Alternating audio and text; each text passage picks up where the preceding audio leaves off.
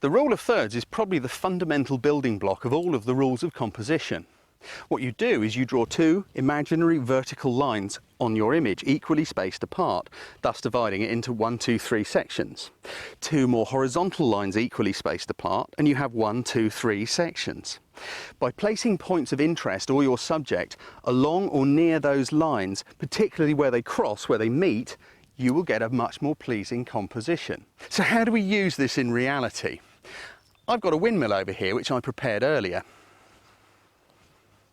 Now, if we put this windmill smack in the middle of the frame, yeah, it's a kind of interesting shot because it's a windmill on a nice day. But let me just step out of the picture.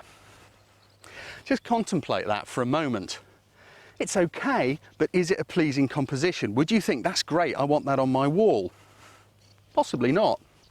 So what do? We need to move the windmill to a different place in the picture. Now obviously I can't pick up the windmill and move it, so all you've got to do is change the direction your camera's pointing. I've got an imaginary rope attached to the front of the video camera, and I'm going to pull the camera over this way to place the windmill on the vertical third on the left hand side. So let's come over this way a bit. There we go. As we ease it over, it's looking better already. Right, now we've got the windmill sat on the vertical third on the left-hand side of the picture. The gap on the left-hand side of the picture is a third of the way in. But it's probably sitting a little bit high in the frame. So what we now need to do is to make the windmill go a bit lower. And we do that by tilting the front of the camera up a bit. That's also going to place that bank along the bottom third. So your windmill is sitting nicely in the crook of a vertical third and a horizontal third. Let me get out the picture again so you can have a look.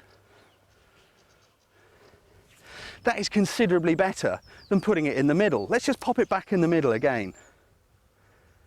So we're going to go down and we're going to go left with the camera, that is, which has the opposite effect on the subject. It's not that interesting. Let's go back to something a bit nicer.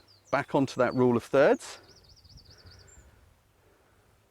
And we're doing this with the video camera so that you can see it's just moving the camera. That's all you have to do. Now you can apply this to anything. It doesn't just have to be in landscape or a windmill. You could use it on a portrait, on a building. You can use it on flowers.